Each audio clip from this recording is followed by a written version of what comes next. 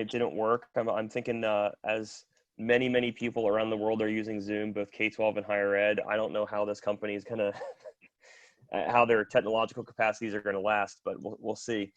And note as well, we're using Zoom now. There's actually a targeted training on how to, for you, how to use Zoom coming up later this morning. Not done by myself, done by much more capable Josh Schwartz. That's at 10 o'clock. So this one is on remote teaching. So I'll go ahead and get started. What I'm going to do is show you my PowerPoint. In the meantime, like I said, if you would prefer us not to hear the environmental noise from your office, I'm not offended, but if you would just want to, it's up to you. Zoom etiquette, it's up to you. If you'd like to mute your own microphone temporarily, you can do that in the lower left-hand corner in case you have a dog that barks or things like that. If you use Zoom with your students, you'll experience all sorts of fun animal and, exciting noises and things like that along the way. But I'm going to go ahead and share. And as you have questions, I have a couple designated QA times. I will be stopping. You can verbally ask those, or you can write them down in the chat area. Again, if you hover your mouse towards the bottom of the Zoom window, I'm not sure what it looks like on a phone, but there's a chat option. So you can just drop those questions there. I can see those as we go. So I'm going to go ahead and bring this up.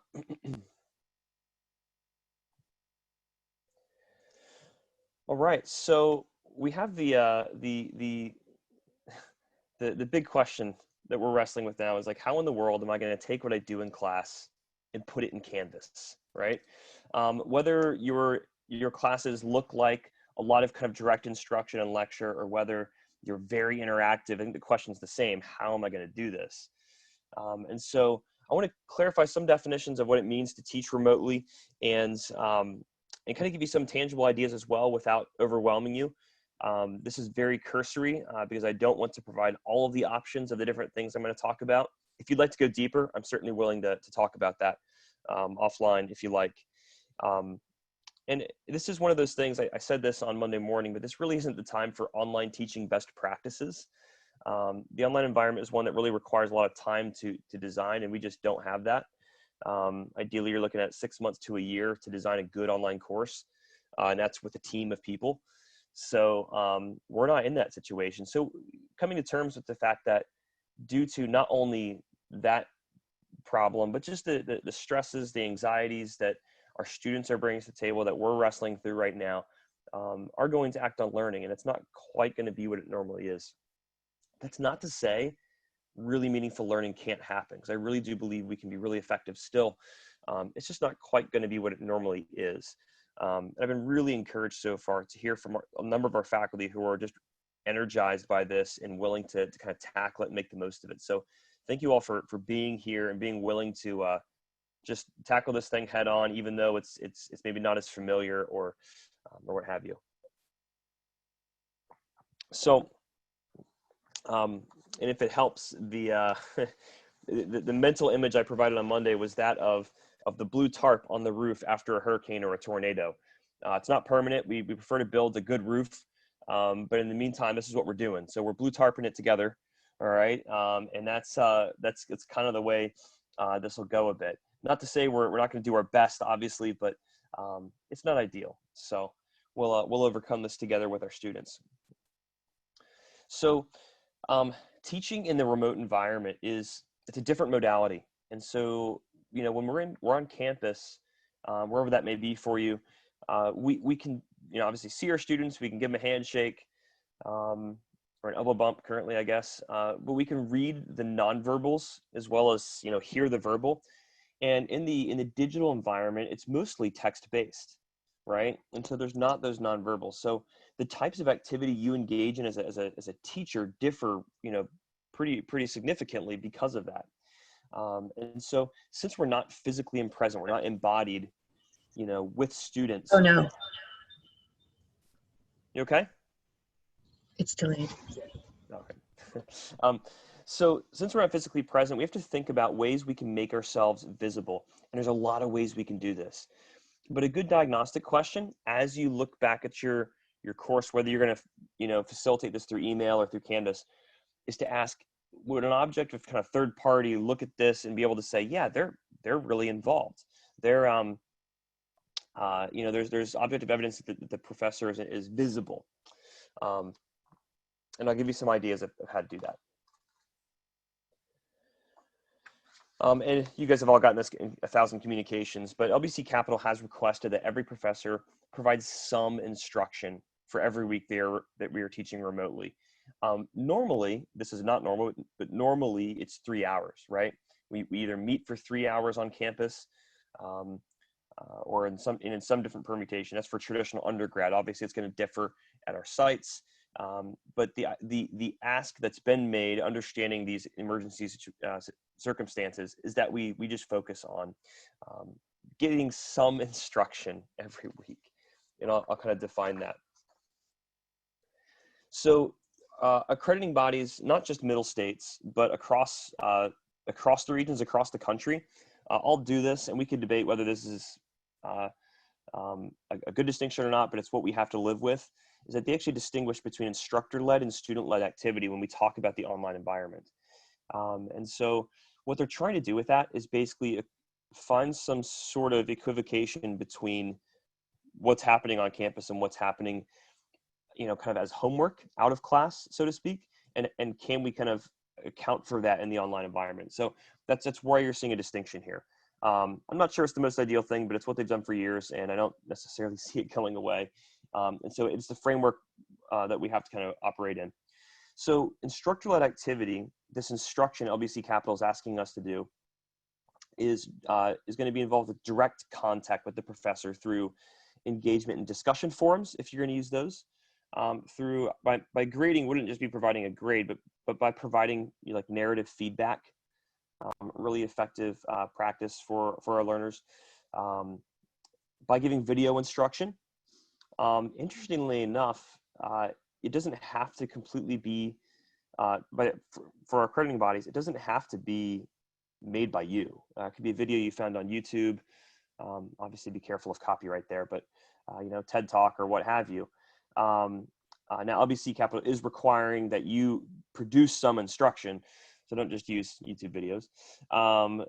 You can also do annotated readings. Now, this is a kind of a hurdle because you need to find a way to digitally provide this, because students aren't going to have access to physical library resources.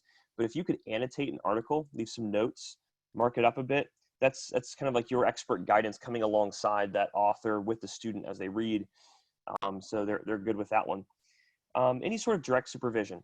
In contrast, what's the student-led activity, which is kind of the equivalent of outside of class, is reading. So reading does not count as instruction.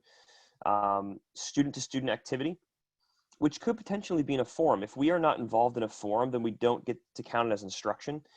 And I'll talk a bit about kind of best practices for facilitating a discussion forum, but the long and short of it is, it's not the place for students to work things out on their own. They're novice learners in your academic discipline. They need you as an expert guide to kind of come alongside them there. It could be writing a paper, or doing kind of what we traditionally consider homework. So that's basically the distinction between those things. I know it probably seems a bit arbitrary. I think it is. I think there's some ways I would probably contest some of these specifically. But this is where we are. So before we move any further and talk really specifically about this, are there any questions?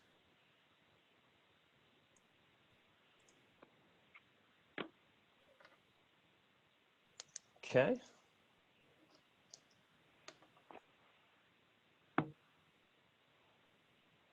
Great.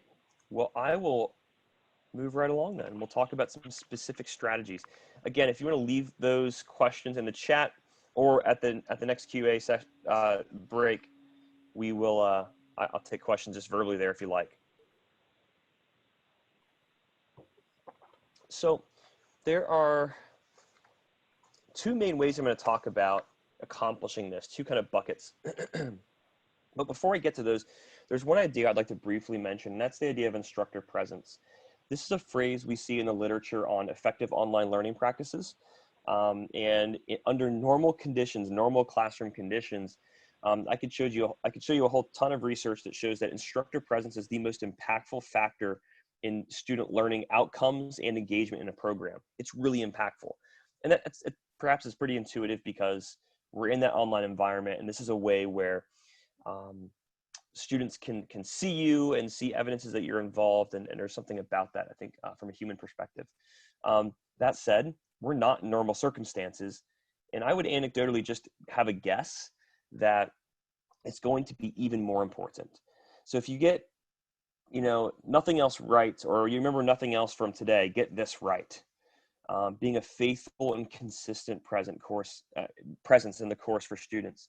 Communicate often, whether you can use emails, whether you're going to use Canvas messages, which students do respond to generally a lot, at least for a Lancaster traditional population. I can't speak to the sites because I haven't taught there, but when you communicate where your students are going to be checking their messages for sure. But even if your message is something as short as, "Hey guys, I'm praying for you, and I don't have the stuff done for you yet, but I'm working on it." Even those really short, small things are really impactful. And so this, and honestly, this kind of counts as instruction. It's a lot of little things, so it's not your primary piece. But instructor presence is a really great thing to do. So announcements are a really frequent way we see this. One way I recommend that I plan on doing with my class is video announcements. So I do like a weekly video update. And I'm not going to talk about at length how to use Canvas Studio, but it's a video recording tool baked into Canvas. You already have the account, you already have access. Very simple to use. And I just record an informal, like 5 to 7 minute video. And one thing I do, I started this a few years ago. Professor Joe Kim gave me this idea of praying for the students on camera. And I've done this for my fully online classes. And I can't tell you, it is so awkward to pray on camera, with your eyes closed and everything. But my students have overwhelmingly, year after year, said this is just one of the most impactful things you do. This is really helps us to feel loved, cared for in an environment that can be kind of cold and sterile. So that's one suggestion I'll make. It doesn't have to be formal. So consider praying for your students just in a weekly update kind of announcement thing. That's one way we can be present. Obviously being involved in discussion forums. Again, kind of that diagnostic question of, if somebody else looked at my course, would they say, yeah, this person's involved? Because students notice those things. So yeah, I just wanted to mention that idea of instructor presence. I think it's going to be one of the most important things we engage in the coming days. So the first of the two major categories I want to break down for you is video instruction. So I think this is one we might all gravitate towards as we initially start our thinking on this. And I understand it's probably very strange for some of you to be on camera. If you haven't had a lot of experience recording yourself, it's weird, right? I mean, nothing about this entire situation is not weird. So part of it's embracing that. But also keep in mind, it's not necessarily weird for your students, especially if your students are traditionally undergraduate age, they're Gen Z or millennial. They're used to recording themselves all the time, so it's not going to be weird for them to see you on recording. But it's a really great way to kind of humanize this digital environment. And I'll say this too, you do not need a fancy recording studio. Sit on the couch with your dog on your lap. That's perfectly fine. That's perfectly normal. Inject some humor into it even. There's actually even some emergent research that compared high production value videos in an online course versus informal, professor at the desk with the paper stacked all high, or at home on the couch with the dog. And that research was very clear that students overwhelmingly preferred and learned more with the informal videos. So again, there's just a handful of studies on that, but I think it's really interesting. And so, yeah, I'll just say that. So there's two main options when it comes to video instruction. You might have heard the words synchronous or asynchronous thrown around. So if you're not familiar when it comes to kind of learning in this environment, synchronous means it's required, held at the same time. Asynchronous means it can be done at any time. So recorded video. Right now, what we're doing is Zoom, synchronous video here, and the couple things I want to frame this with. It's possible. The one thing that LBC Capital is requiring, and this makes a lot of sense if you think about it, is that if you're going to use Zoom, that you really stick to your normal class hours. And the reason being is just the scheduling is going to become a nightmare if every professor kind of sets up their own schedule. The registrar works so hard at the beginning of each semester to set up times to meet our room space so that students aren't getting overlap, right? So the same thing would apply to Zoom. So be careful. So that's kind of why, that's one of the parameters requirements for using that. Again, there's a training on Zoom coming up at 10 o'clock, being hosted by the Office of Digital Learning.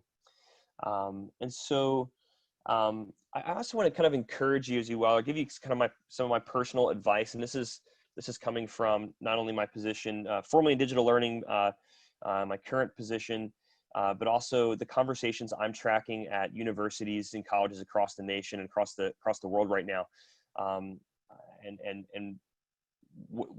some of the encouragements I would give you or to think about are that synchronous meetings like Zoom do require greater technological requirements of the students and of you. And so if you think about it, your Wi-Fi connection has to be stronger to live stream a video than to watch a recorded one. Because if I log on and my connection's not really great or it's in and out, I'm going to miss entire portions of class. My audio and video is going to be choppy and hard to understand, or for the students. Whereas if I have a slower internet connection and it's a recorded video, well, that can just buffer for a while. It can load up and I can kind of watch it as I go. And so that's one of the challenges. The other problem as well is that currently with Zoom, we cannot record those sessions. That's just a licensing restriction currently. And a big one that I would really encourage you to think about is we can't do closed captions or transcripts. That is a significant accessibility issue. We have a lot of students who have hearing impairments of one sort or another. Not to mention some just prefer, especially when you're in headphones or if you can't really be in a quiet environment completely, being able to see the text of that closed captioning along with the video is really helpful. And Canvas Studio, our recording tool, can do that. So I'll just kind of say that, let alone the fact that our schedules are going to be all over the place. So attempting to meet those same schedules, it's going to be a challenge. Students may be sick. It makes a lot of assumptions that we are going to still be healthy as instructors, right? Or not caring for somebody else and thus not able to meet, let alone the work from home aspect. Some of you may be experiencing, if you're not used to that, your perceptions of time just get all wonky. I can't imagine what that's going to do for students as well. So, so just a couple of things to think about. I'm not saying don't do Zoom. It might be the best option for you, honestly. I just want you to know that there are some extra complications or possibilities that could happen there with that. So I just want to make sure that was clear, but at the same time, that might be the best option for you, okay? So let's talk about recorded video. And there's a lot of ways you can do this. You can record a video as a kind of standalone instruction. You can have it to kick off a discussion forum. You can have students write a response. And so there's a lot of ways you can do that. And again, there's a ton of options with Canvas Studio. Again, there's a training, I want to say it's 11 o'clock today for that one. And I'm sure we're not going to cover all the options, but you can actually make those videos interactive where you can have multiple choice questions that pop up that students have to answer during the video, or students can also comment on the timeline of the video, and kind of like a Facebook Live video if you've seen those. So there's a lot of ways we can do it. I'm not going to talk about those. I'll leave that to Office of Digital Learning, but that is a great tool that I'm actually using for my course. The one thing I'd like you to remember as you look at recording videos is keep it short. Think of the brevity of a TED Talk. So 7 to 10 minutes is really the best target to aim for. Really no more than 15. There's a number of reasons. First and foremost, all humans need breaks and spacing to process and apply, and 7 to 10 minutes is getting at the upper limit for any age level. And so just keep that in mind. Now, many of you may have classes where it's more or less direct instruction and lecture for like an hour. So what you want to do in that situation is just break that hour up in these smaller chunks. That's all it is. You can keep going, just stop and make a part 2 and a part 3 and a part 4. But technologically as well, it requires much more of your technology.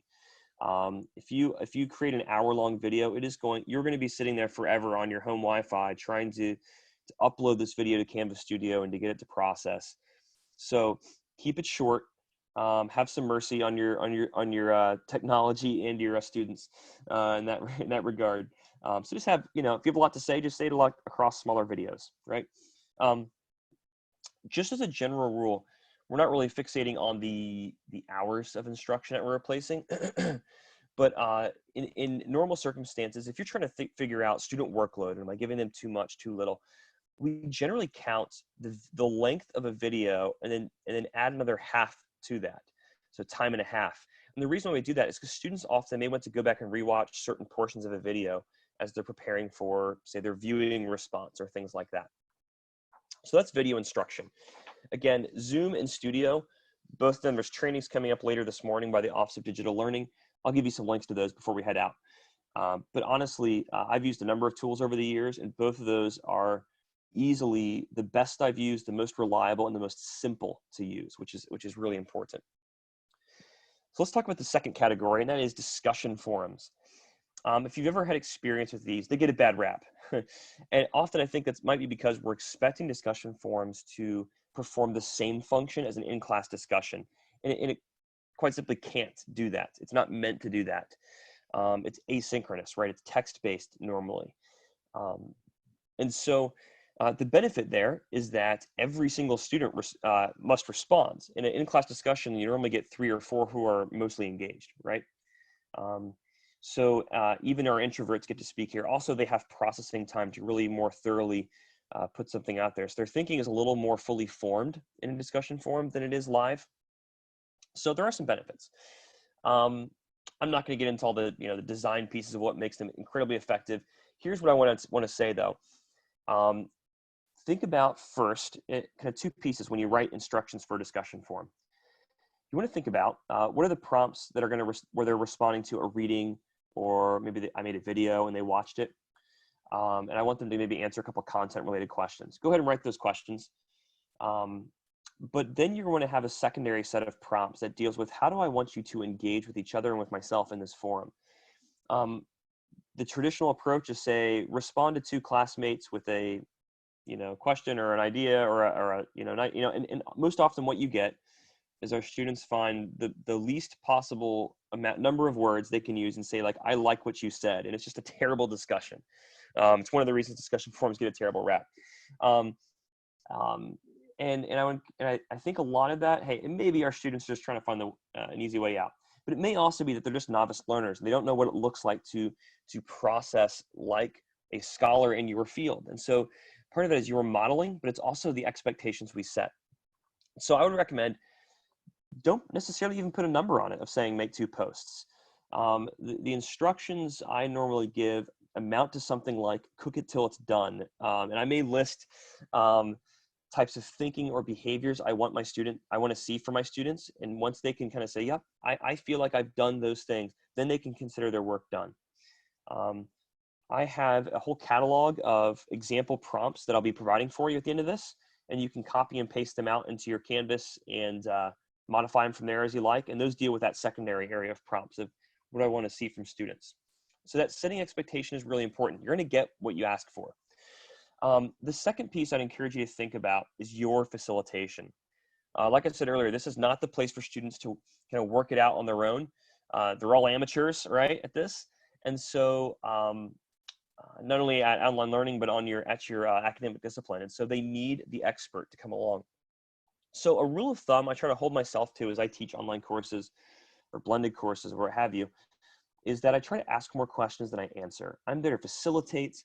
I'm there to really kind of spur on discussions. Where I see students not going deep enough, you better believe I'm going to comment and ask questions on that student's post to get them to go deeper.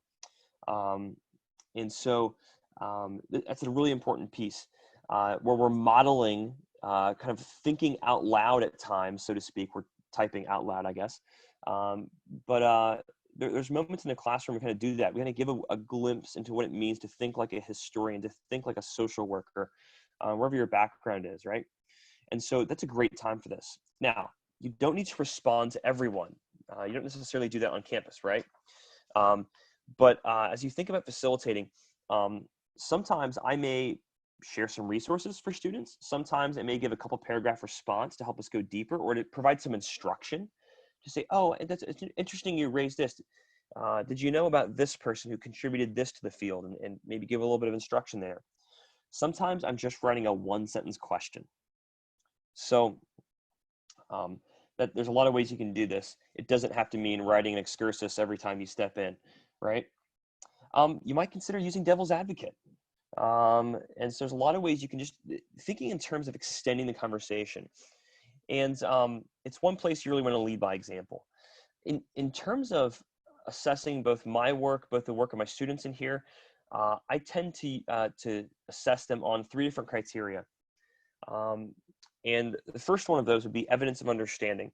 I want my students to be able to demonstrate to me clear evidence of a personalized understanding.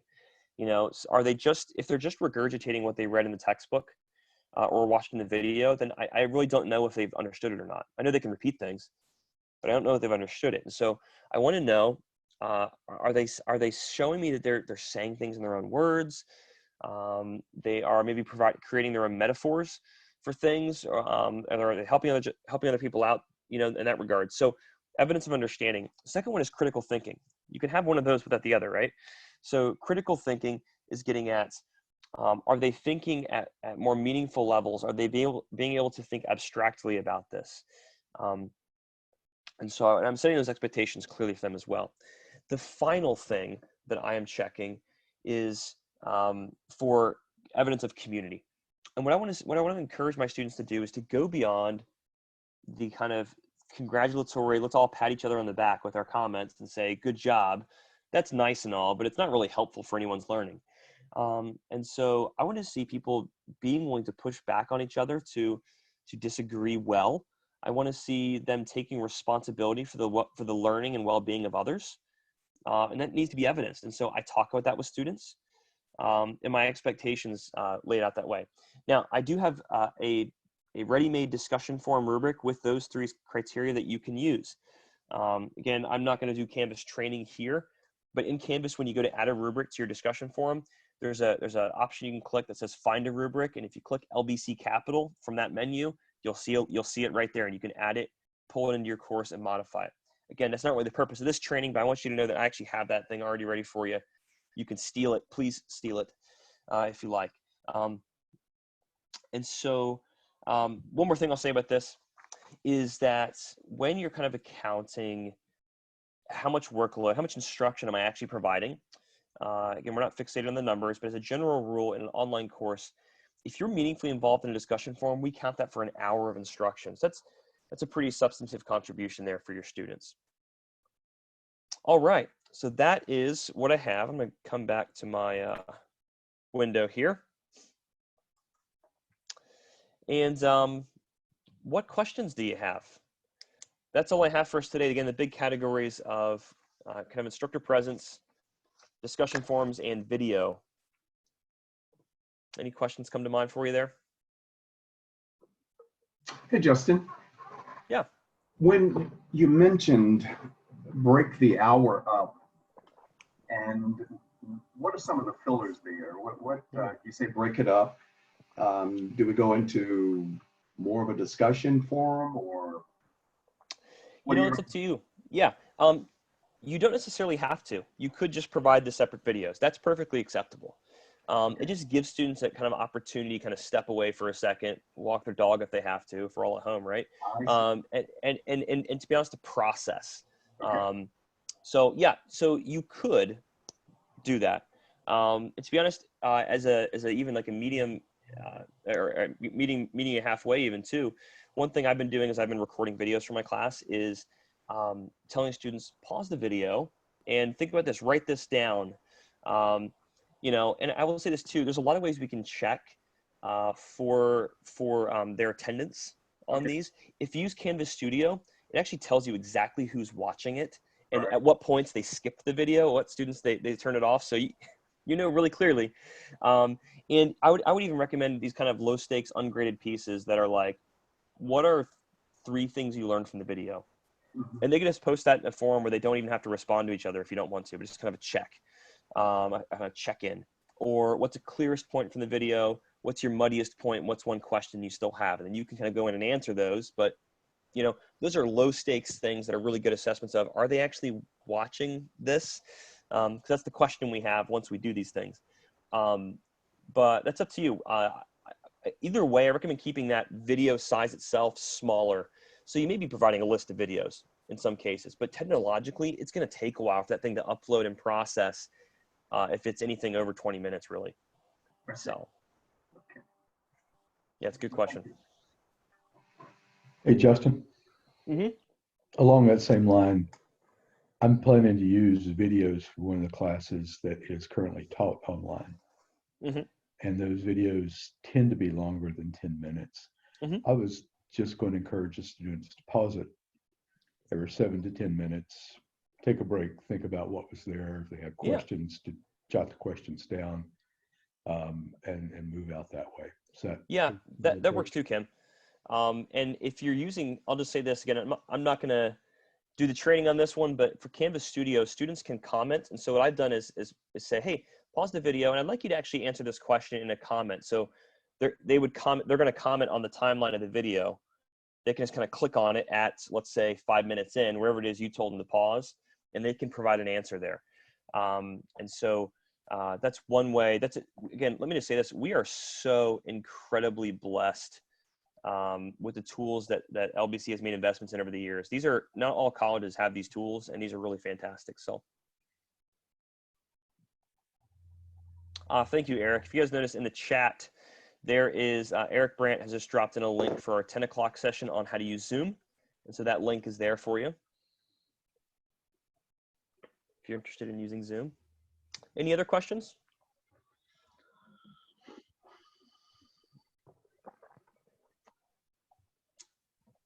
Yes, and the same link is there for Canvas Studio, same room. Oh. Yeah, Rob, that's a great question. Can you upload a split screen video where you're reacting in real time to an existing YouTube video? So yeah. Thanks, Rochelle. We'll see you later. So if you're recording it, Canvas Studio is your tool. And the cool thing about that is you can just do a webcam, which would kind of just record what you're seeing of me right now. But you can also do a screen capture. And in the screen capture mode, it gives you you can change how much of your screen you're showing. And so you can resize that thing, and you can even pause it and change the size if you want to show something different. So I may be just showing my PowerPoint, and then I actually want to go to a web browser where I don't want to show them all of the page. I will pause the video, go get a drink or something, and come back, and set that thing up and resize it and keep recording. So with that, if you can, oh, and I'll say this too, when you're doing screen capture, you can choose to show your webcam as well. So I'll have a PowerPoint, or you could have a YouTube video where your webcam video is down in the lower right-hand corner, kind of a smaller video within that video. So if that answers your question, yeah, I think you can. Yeah.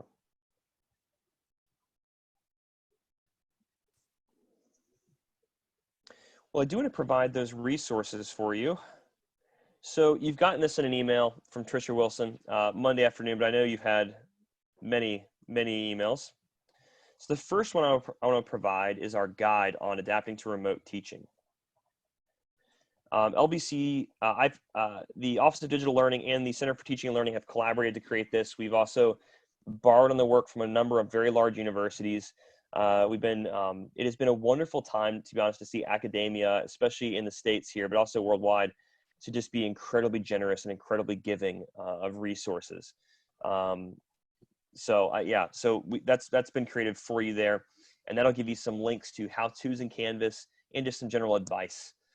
The other link I'm going to give you is to those discussion forum prompts.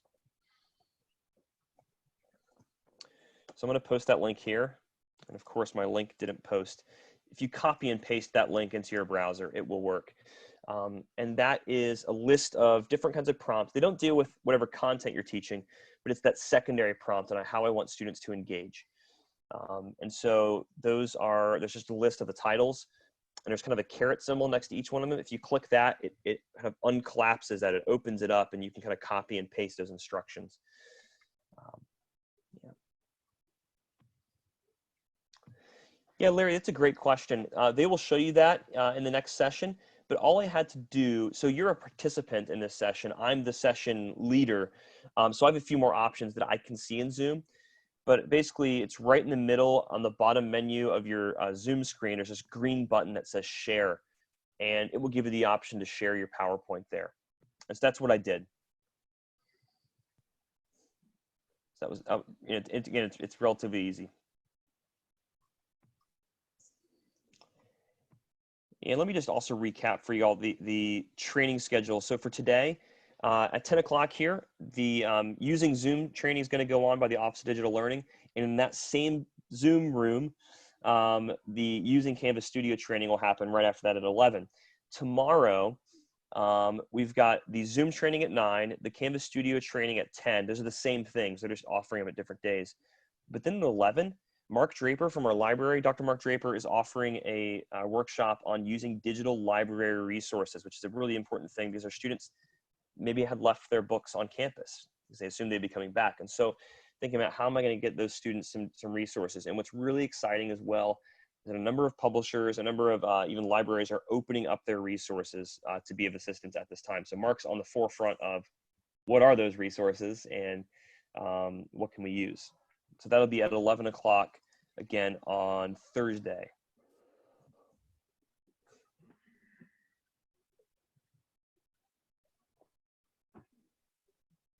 Any other questions?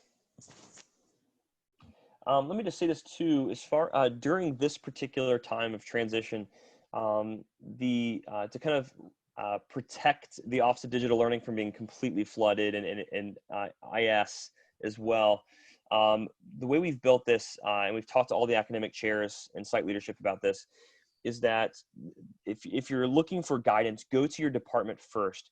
We've helped chairs to identify specific power users, if you will, within each academic department. So try to work it out with them first. And to be honest, they're going to be able to give you a little more insight from the position of your academic discipline as you're aiming towards the same learning outcomes. More specifically, but then if you all get stuck, please escalate for Canvas and Studio related things to digital learning. I'm here as a resource too, particularly if you're looking at, hey, I do this thing on campus, how do I do it online? How do I teach well? Those sorts of things. I'm more than happy to help in that regard. I'm working from home currently, but I've got a Zoom room, so we can chat, or email as well, of course. But yeah, so I think that's it, unless you all have further questions. Thank you very much, Justin. Of course. Appreciate your time.